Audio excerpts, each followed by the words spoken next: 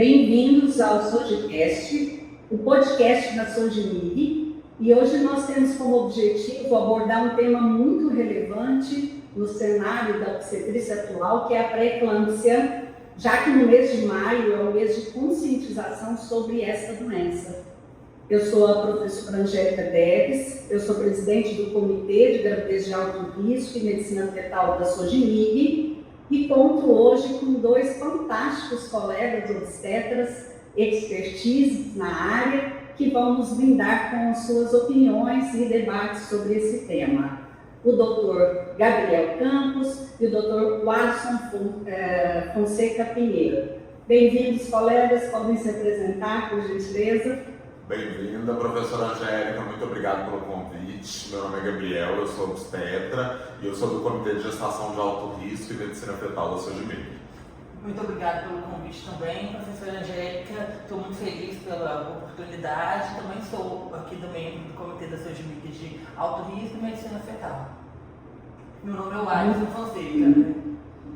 Muito bem-vindos. É sempre muito excitante falar sobre esse tema. É um tema que eu tenho certeza que todos os obstetras têm como desafio na prática clínica, no dia a dia, e por isso a gente também optou por trazer esse tema para a discussão nesse podcast. Então eu vou moderar um diálogo entre nós e vou dividir em 4 perguntas e vou abordar as partes mais importantes e mais relevantes sobre a pré-eclâmpsia. A primeira pergunta que eu quero fazer, eu vou direcionar para o Dr. Alisson, é como está o cenário atual da pré-eclâmpsia, Alisson, no Brasil, e porque apesar desses avanços que a gente tem observado nos estudos e na prática clínica, ela continua sendo uma das principais causas de mortalidade materna, fetal e neonatal. Professora Angélica, no Brasil a gente tem uma realidade um pouco diferente da realidade global em relação à pré-eclâmpsia e aos distúrbios hipertensivos que acometem a gestação. No mundo, eles ocupam a 2ª posição como as principais causas de mortalidade materna, e aqui no Brasil a gente tem que os distúrbios hipertensivos são a principal causa. Então, um pouco diferente, apesar de sempre ser uma das principais causas, e a gente tem como uma das causas evitáveis muitas das vezes. E mesmo com todo o avanço, toda a política de avanço da política de pré-natal, a gente tem algumas barreiras aqui no Brasil, algumas delas causadas pela própria grandiosidade do nosso território nacional, com múltiplas realidades. A gente tem uma dificuldade por conta da desigualdade social, então as populações mais humildes, onde tem maior dificuldade de acesso a hospitais terciários de referência, elas acabam sofrendo mais com esses índices de mortalidade causados pelas doenças hipertensivas. Então, as barreiras geográficas são muito importantes, mas para além disso, tem uma dificuldade no acesso de atendimento de qualidade. Então, a presença do pré-natal não significa que esse pré-natal ele será de qualidade. E aí, nessas regiões onde tem menor suporte médico, também vai ter mais dificuldade de acesso a um pré-natal de qualidade. A dificuldade também no atraso do diagnóstico. Muitos dos sintomas, quando presentes, eles são sintomas inespecíficos. Então, muitas pacientes não vão ter sintoma nenhum e quando vão desenvolver já vai ser uma fase mais avançada da doença. E quando elas manifestam, vão ser uma cefaleia, uma dor de cabeça, escotomas, epigastralgia, uma queimação em região de epigastro. Porém, são sintomas que com frequência na gestação a gente vai ter relacionados a outros contextos também. Então isso vai fazer um subdiagnóstico no primeiro momento e atrasa esse acesso à assistência de qualidade. E quando o diagnóstico é feito, se é feito num local que ainda não tem um suporte adequado, tem ainda o atraso no transporte, na chegada da paciente ao hospital de referência. Então, tudo isso implica numa dificuldade dessas pacientes receberem um atendimento de qualidade especializado, que vai garantir uma melhor resposta final. E o pior de tudo que a gente ainda tem é a dificuldade na atuação inicial, na prevenção. A gente sabe que a pré-eclâmpsia é rastreável tanto clínica quanto ultrassonograficamente. Então, às vezes, essas pacientes não têm o rastreio adequado, então não vão fazer as medidas profiláticas que a gente tem já muito bem protocoladas, como o uso do AS e o uso do cálcio, e aí a gente vai ficar à mercê do risco que a população vai ter de desenvolver essa doença. Muito bem, eu acho que você conseguiu abordar, realmente fazer um passeio sobre os desafios que a pré-eclâmpsia impacta, tanto na parte da ação nossa como pré-natalistas e obstetras, e também na população que acaba sofrendo pela questão da logística, e muitas vezes também é importante citar que nosso objetivo aqui na Sogimig é qualificar os obstetras para que eles possam entender a gravidade da doença e poder atuar de forma mais assertiva no manejo, diagnóstico, prevenção e tudo mais. Agora, pegando o gancho no que o Alisson falou sobre predição e prevenção, eu queria para o Gabriel, para que ele falasse um pouco sobre a prevenção e a predição da pré-eclâmpsia, já que nós sabemos que essas são duas situações com que a gente pode se apoiar para fazer um manejo pré-natal mais eficiente. Essa é uma excelente pergunta, Angélica. Eu acho que uma doença que tem um tratamento tão complexo, né, como a pré-eclâmpsia, a gente precisa, antes de qualquer coisa, prevenir, né? E o que chama atenção para a gente é que a gente tem dois cenários, né, no Brasil. O Ministério da Saúde e a própria rede brasileira, né, de prevenção na gestação, eles recomendam para a gente a utilização de fatores de risco, né? Fatores de risco maiores, menores, né? E a gente fazer uma avaliação do quadro clínico dessa gestante como um todo, né? Que é um método interessante, né, para a gente fazer a avaliação do risco da gestação, com certeza. Mas temos uma calculadora, né, internacional da Federação Mundial de Medicina Fetal, né, a Fetal Medicine Foundation, que foi validada, né, recentemente aqui no Brasil. A doutora Angélica participou desse processo, inclusive. E são os dois métodos que a gente tem, né, doutora Angélica, para a gente avaliar e prever esse risco da nossa paciente. Quando a gente vê um risco elevado para a nossa paciente, a gente tem como obrigação, como dever, né? Isso acho que não é nem sugestionado, não, é obrigatório a gente fazer a prescrição do AS, né? De 100 a 150 miligramas, isso aí os protocolos variam para a gente. Na parte da noite, em geral às 8 horas da noite, a gente tem mais evidência na literatura de prevenção. Além disso, as medidas comportamentais, que são muito importantes, né? Como uma alimentação adequada, atividade física, controle do peso, de preferência, né, gente, um cuidado até pré-concepcional, que a gente menospreza tanto aqui no Brasil, infelizmente, né? O ideal seria que as nossas gestantes engravidassem já com quadros clínicos muito mais bem controlados. E aqui no Brasil a gente tem em torno de 5 a 4% das gestantes que fazem acompanhamento pré-concepcional. Então isso é algo que chama um pouco de atenção para a gente, né? E fazendo essas medidas adequadas, a gente consegue ter um olhar diferenciado para a nossa gestante, um cuidado diferenciado, que com certeza vai afetar no quadro que o Alisson apresentou para a gente no começo.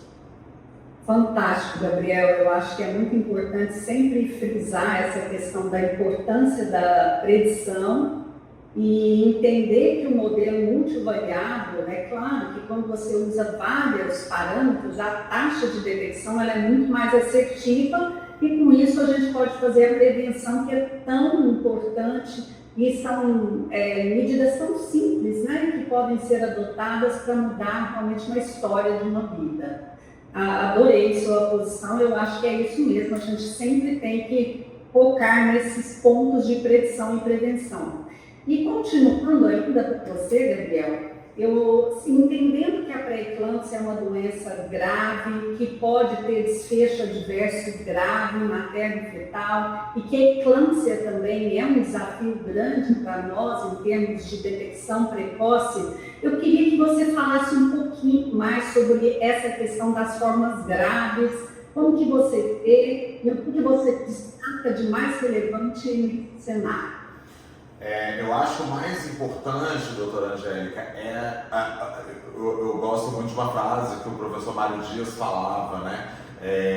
que a gestante ela conta pra gente o que está acontecendo com ela, né? Então a gente tem que valorizar os sintomas da nossa paciente. Eu acho que esse é o principal problema, né? O Alisson falou pra gente um pouquinho no começo sobre cefaleias, né? As dores de cabeça, epigastralgia, as dores na boca do estômago e tudo mais, que muitas vezes são menosprezadas, né? Então, assim, os quadros graves, primeiro ponto que eu acho, precisa ser rastreado. A gente precisa solicitar os exames necessários nos quadros das pacientes de aumentos pressóricos, né? Acho que esse é o primeiro ponto. Segundo ponto, não podemos menosprezar os sintomas das nossas pacientes.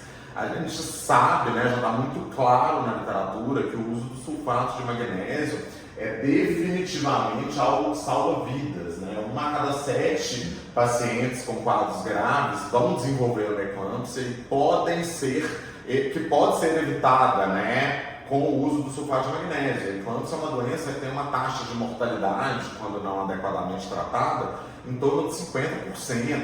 Então, assim, a gente não pode deixar as nossas pacientes chegarem a um quadro de eclâmpsia, né? E a gente tem, hoje em dia, né, nos carrinhos de emergência de qualquer hospital, né, o sulfato de magnésio está presente e, obviamente, eu acho que as pessoas têm um medo, um receio grande do quadro de impregnação, né, que é uma coisa que realmente pode acontecer, que a gente precisa vigiar, mas, assim, a gente precisa de muito tempo para esse quadro ocorrer. Se a gente fizer a dose adequada de sulfato de magnésio, se a gente fizer um acompanhamento rigoroso da nossa gestante, não são quadros frequentes e é uma medicação que consegue muito proteger as nossas pacientes. Quando a gente vê as principais causas, né, da mortalidade dentro das síndromes hipertensivas, além das próprias hemorragias, a gente vê muito o subdiagnóstico dos quadros graves e a não prescrição do sulfato de magnésio. Quando a gente vai rastrear, a gente vê que o atraso na prescrição,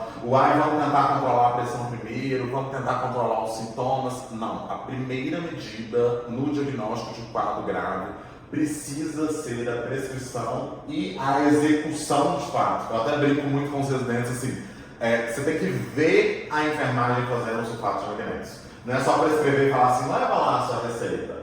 Ver de fato o sulfato acontecendo e aí a gente tranquiliza um pouco, né? Não muito, mantém a observação, claro, mas de longe o sulfato de magnésio acho que é a droga aí que veio para salvar a vida das nossas gestantes com quadros graves. Gabriel, gostei bastante quando você focou no sulfato de magnésio, porque um dos problemas que a gente observa, principalmente no interior, é aquele medo de usar o sulfato na rede primária. Então, eu gostei bastante quando você frisou sobre o sulfato, porque jamais a paciente poderá ser transportada sem sulfato.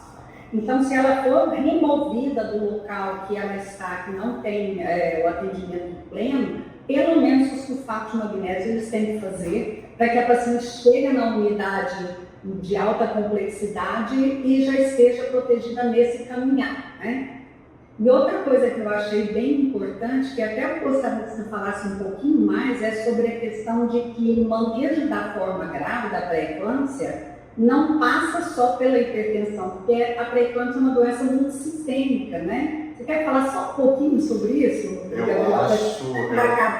Coisa da pré-eclâmpsia com controle de hipertensão? Com certeza. Eu acho que a gente tem que tirar o raciocínio, né, que às vezes vem da nossa formação generalista e tudo mais, de que o grande problema é o valor pressórico da nossa paciente, né? Por ser um quadro, doutora Angélica, igual a senhora falou, multissistêmico, variado, inflamatório, às vezes a gente até consegue um bom controle da pressão da nossa paciente e a gente tem uma grave lesão hepática, uma grave lesão renal, continuando acontecendo, né? Então a gente não pode fazer o raciocínio de hipertensão crônica que a gente aprendeu na nossa formação generalista. A pré-eclâmpsia é uma outra doença, né? Um outro quadro clínico.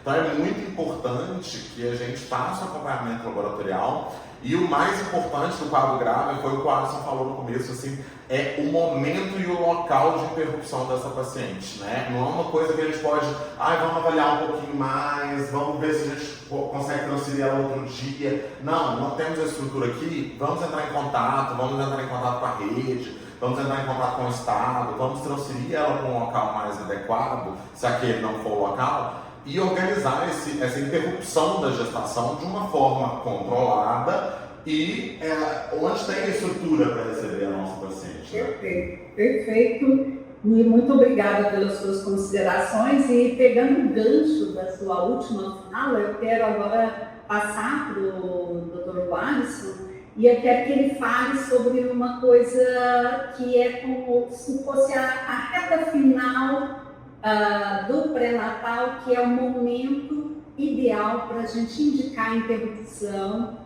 da gestação com a paciente já diagnosticada com pré-eclâmpsia. E eu quero que você discorra para os espectadores realmente os desafios, o momento ideal e o que vai impactar nessa tomada de decisão. Alisson. Eu acho que é uma excelente pergunta. O principal desafio que a gente encontra, né, na condução e decisão pelo momento ideal da interrupção da gestação na pré-eclâmpsia é justamente o binômio mãe-bebê.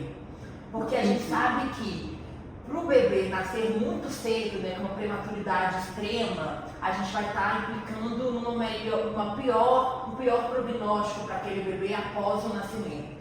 Mas em um contraponto, permanecer com essa gestação por mais e mais tempo pode prejudicar o sistema materno.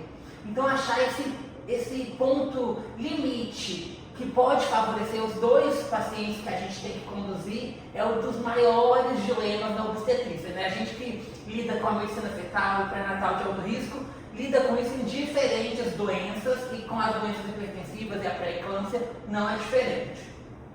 E o que a gente tem de mais recente relacionado ao momento ideal da interrupção da gestação é que a gente tem que primeiro conseguir diferenciar esse contexto que a gente está seguindo entre uma pré-eclâmpsia com ou sem critérios de gravidade.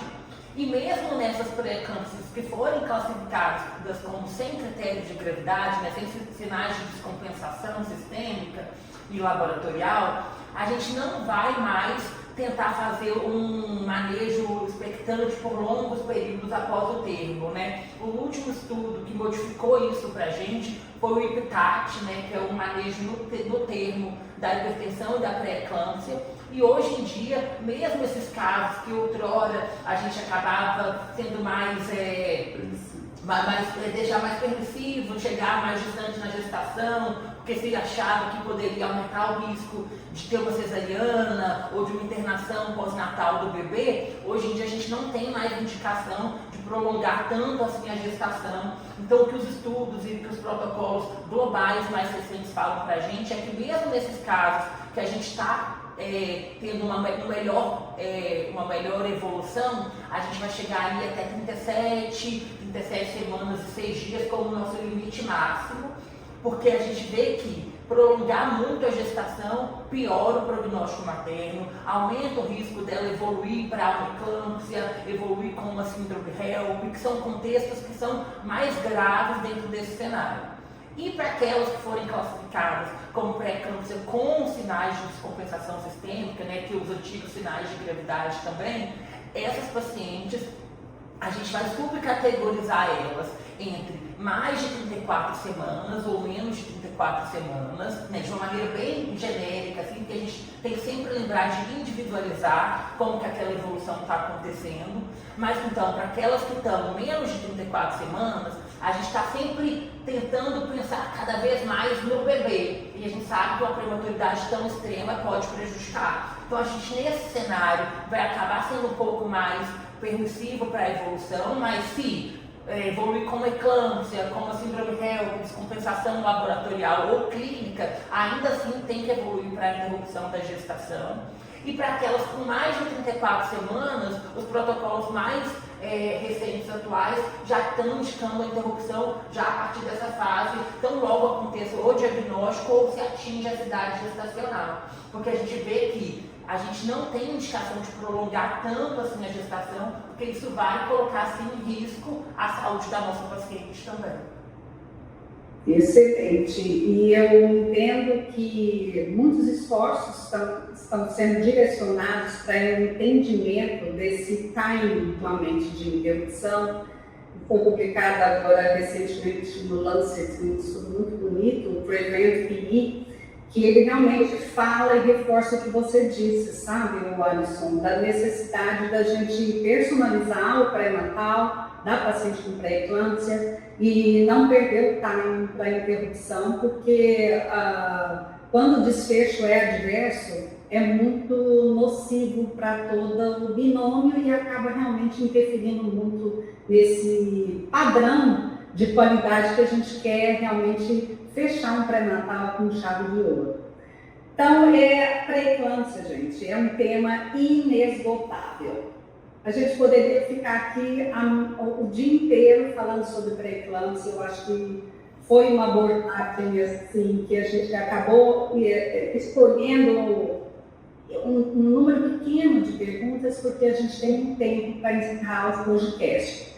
Mas eu quero agradecer os fantásticos colegas obstetras, expertises que despendem seu tempo para estar aqui hoje, falando sobre esse tema que eu tenho certeza que eles estudam bastante e praticam no dia a dia. Então, muito obrigada, Alisson, muito obrigada, Gabriel.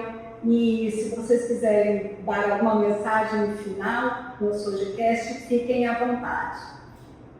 A sua última fala, doutora Angélica, me lembrou o Congresso Internacional que a gente foi recentemente, né? Sim. Que eles falam que o fator da pré-eclâmpsia durante a gravidez, né, eles falaram em uma das palestras que a gente viu, afeta a vida dessa mulher como um todo, né? Não só naquele momento, mas ao longo de toda a vida dela. Então é uma doença, eles até usaram uma palavra forte, né? Acho que a gente até comentou atropelamento, né? Como se fosse um atropelamento na vida da mulher. E a gente tem que levar isso pro resto do cuidado dela. Então nossos amigos ginecologistas, nossos amigos aí do primatério, nossos amigos cardiologistas, eles têm que manter o acompanhamento com a nossa paciente depois dessa agressão tão grave que é essa doença, né? Então me lembrou aí essa sua fala, muito obrigado aí pelo convite, estou à disposição aí de quando vocês precisarem. E uma coisa importante é a gente lembrar que, apesar de que o parto, né, a resolução da gestação é o principal tratamento da pré-eclâmpsia e da eclâmpsia, mas vale lembrar que o tratamento não termina ali. Tem muita paciente que vai evoluir com a descompensação ou com a evolução para a eclâmpsia, síndrome HELP, no pós-parto puerpério, e aí são cenários que dificultam ainda mais o diagnóstico. Tem muito local que ainda acredita que após o parto essa paciente não vai ter descompensação. E muitas das vezes é aí que a gente perde a nossa paciente, porque ela já perdeu o segmento, ela já não está mais em assistência com o hospital de referência e às vezes a matriz que encaminhou ela no primeiro momento não está sendo capaz de fazer esse segmento pós-parto. Muito pontual, é isso mesmo. Então eu acho que agora a gente pode encerrar realmente o nosso diálogo e apoiando então o mês de conscientização sobre a pré-eclâmpsia. Muito obrigada a todos e um bom dia. Bom dia.